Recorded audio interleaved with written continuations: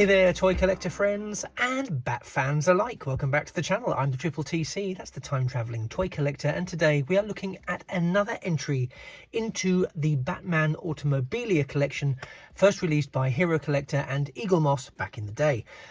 As those of you who are familiar with the channel will know, I'm currently working my way through all of the back catalogue of the Batman Automobilia Collection, putting them out in a semi-random order, certainly not the order they were released in, just taking us through the variety of shapes, sizes, looks, and functions of the various Bat vehicles. And this Batmobile that we're going to be looking at in this video is from Batman issue 5, and I believe the story covered in that particular edition is the riddle of the missing card. And don't be fooled by the title of that, it was a story that featured the Joker. Anyway, if you want to go and find out about that particular story, you can. We're here to take a look at this. So this is the model as it appears from Batman issue 5. It's a very distinctive, this is one of those far more distinctive Batmobiles, one of the sort of very creative designs, and I really do appreciate it and love it so much. We can see, and this is again something that I really like when they do it this way. The lenticular backdrop really works well when it looks like it's a panel from a cartoon. I don't think it works so well when it tries to be a film cell. I appreciate that sometimes that's what they have to use because of the nature of the vehicle itself. But interestingly, on here it's parked a bit askew, which is quite interesting how they've set that up on the base.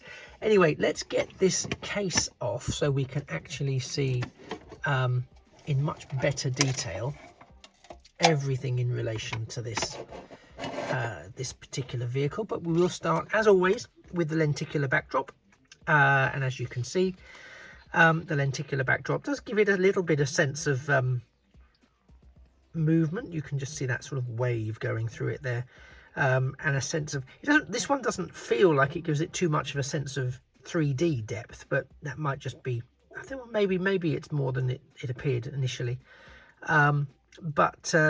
Yeah, again, it seems to be a little bit more impressive when it's curved, so I can't help but think it would be nice if they were on a sort of curved base instead of an elongated base, and it just would allow that perspective to really play out.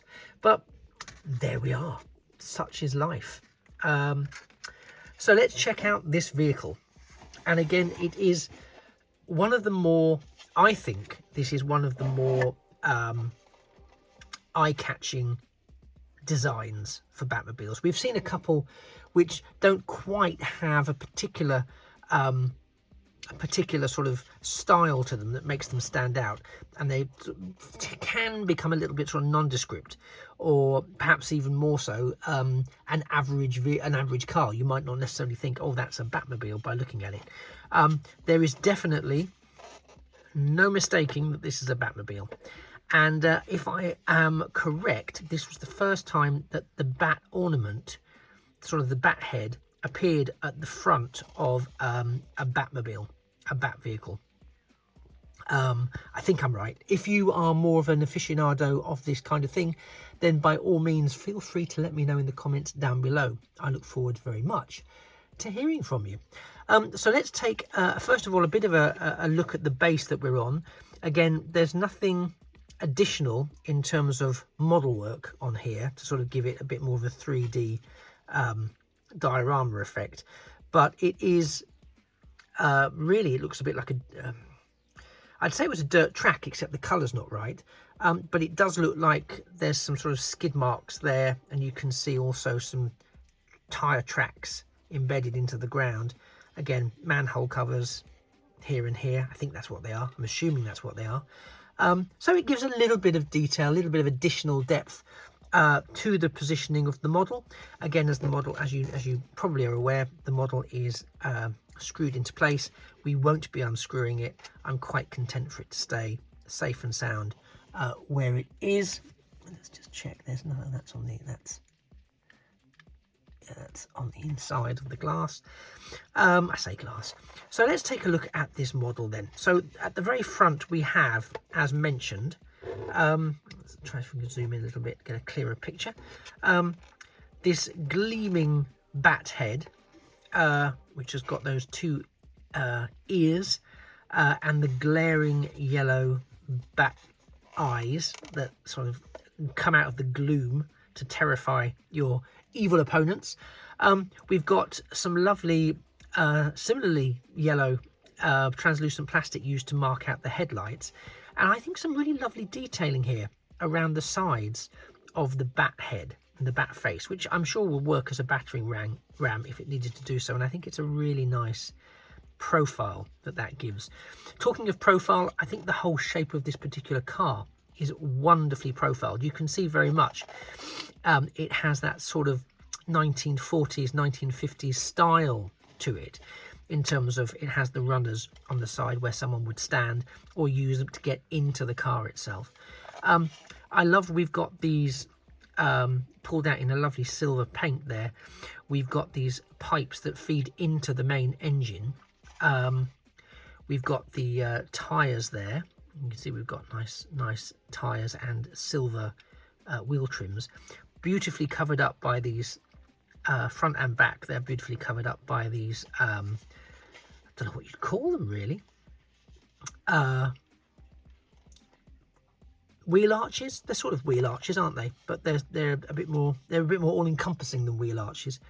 I know there's a word for it. I don't know why I can't think of it. How annoying. I'll know it the minute I stop filming, but in the meantime, feel free to add it in the comments, and that makes my life a lot easier. I love the sort of grille effect here, either side of the bat head, and this black and red design really works for me. I think that really pops. So I don't know what other people's thoughts on that are, but for me, I think that's a really eye-popping design. Then we have we have clear windscreens here. We can see back seats and front seats. Now let's see if we can see anything of note inside. I can see the steering wheel there. We will flip around just to see if there's anything we can pull out on this side. I can't actually see any detailing on that dashboard. We've been very lucky in a few of the previous models where there's been, I think there is a little bit of detailing in there. I just don't think it's anything particularly noteworthy. I think the majority of the detailing is on the exterior of this particular model. As I was just saying, we've had a few very well detailed dashboards in some of the other Bat vehicles. This one I don't think is going to take us in that direction, but we can see the seats there, and we have got a surround window, because we've also got this back rear window that is split either side of this rather large bat fin that we've got here. So sticking with the design of the car, you can see there it's beautifully, the level of detail we're getting here is really great. We've got the hinges here on the door, the handles there, and then as we come to the back again, we've got these arches for the wheels.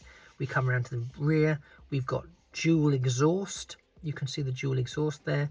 We've also got painted in this time, not translucent plastic, but we've got rear brake lights on both sides. Just trying to see if there's any additional detailing worth pulling out there.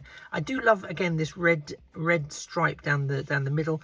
Again, not very Bat-esque, but it certainly does lend itself very nicely to the design of the car. You can see here that whilst the fin comes out all this way, there's also that inlaid detailing. That reminds me a bit of the sort of bat boat of the period as well, and also the sort of 66 bat boat. There's just that sort of detailing, and it does sort of give us a nice bat whoosh. And as we've already seen, this side pretty much duplicates the other side, so there's nothing overly new to see on this side of the model.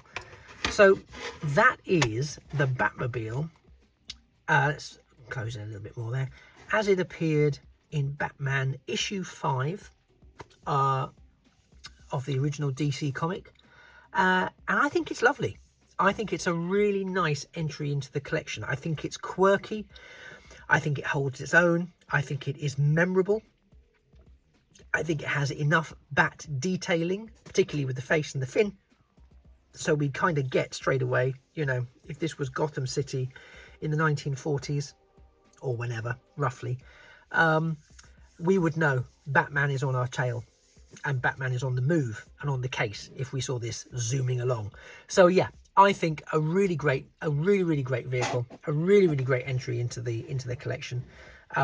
There's a lot of fun detailing that's gone into the manufacturing and the production of this particular Batmobile, and I think it looks terrific. Let me know in the comments down below if you like this one. Is this one of your favorites? Have you never seen it before?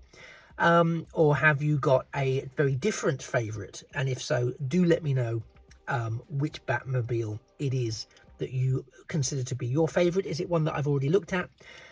If it was released in the range, then it'll be one that I will be looking at if I haven't looked at it already. But let me know, because it would be fun, and I can always bring it to the further forward in my shooting list, so that we can get to your favorite a little bit quicker. Because if you've taken the time to answer me, I may as well take the time to dig that one out and give you the treat of it coming to the fore.